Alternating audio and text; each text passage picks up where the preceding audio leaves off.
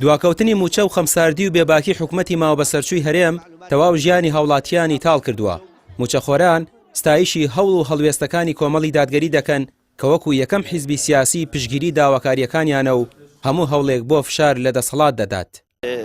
جیاواز لە ساڵانی پێشوو کە تەنها ڕێکخراوە مەدەنیەکانی حیزبەکان بەشداریانە کرد لە چالاکیەکان، ئەوەی مای دڵخۆشیە لەم چەند ڕۆژێ ڕابردووە کۆمەڵی دادگەریمان بینی کە پشتیوانی ناڕەزایەتیەکانی مامۆسایان و فەرمانبەران و داواکاریەکانیان کردووە. هیوادارین حیزبەکانی تریش ڕازگۆیانە لەگەڵ داواکاری مامۆسایانە بن هەر بە قسەنا، چونکە ساڵانی پێشوو قسەمان زۆر بینیوە. ئێمە بەڕاستی ئەوەی لە بەڕێز مامۆستا عەلی باپیری ڕابینین کە پیاوێکی مەرد و بوێرە بە پیاوێکی بە پیاوە مەردەکە ناسراوە، ئێمەش ئێستاش وایە بینین و هیوادارین هەموو توانا و لێ هاتووی خۆی و ئەندامەکانی ئەندامی حیزبەکەی بخاتە گەڕ لەگەڵ سەرجەم حیزبەکانی تر لە پێناو خزمەتی شەقام و بەدەستهێنانی مافی مامۆسایان و فەرمانبەرانە.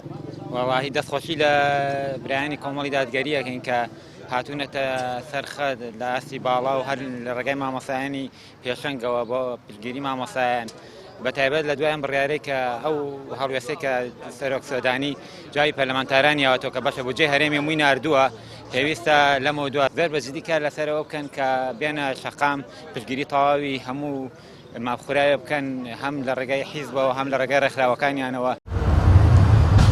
کۆمەڵی دادگەری کوردستان پشتگیری ناڕەزایەتیەکانی شەقام دەکات و پێشتریش لە ڕاگەیەندراوێکدا ئاماژەی بە خراپی ژیان و گوزەرانی هاوڵاتیان کردووە.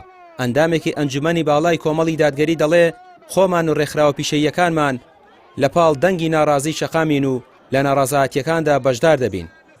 نووسی موچەکانی مانگی 10 و 11 و 12 تەناو نییە کاریگەری نەرێنی لەسەر موچەخۆران بەجێبێڵێ، کاریگەری نەرێنی لەسەر تەواوی بار و گوزەران و ژیانی هاوڵاتیان بە موچەخۆر و کاسبکارەوە بەجێهێشتووە.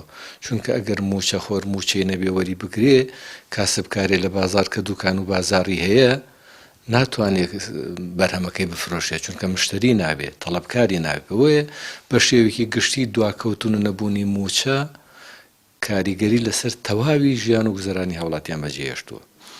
ئێمە لە ڕێگەی ڕێکخراوەکانی کۆمەڵگەی مەدەنیمانە وەکو چۆن دوێنێ ڕێکخراوی مامۆستانی پێنجشەنگ هەڵوێستی خۆیان ڕاگەیان تەواوی ڕێکخراوەکانمان ئەندامانی کۆمەڵی دادگەری بەشێکن لە موچەخۆران، بەشێکن لە فەرمانبەران، بەشێکن لە هاوڵاتیانی هەرێمی کوردستان.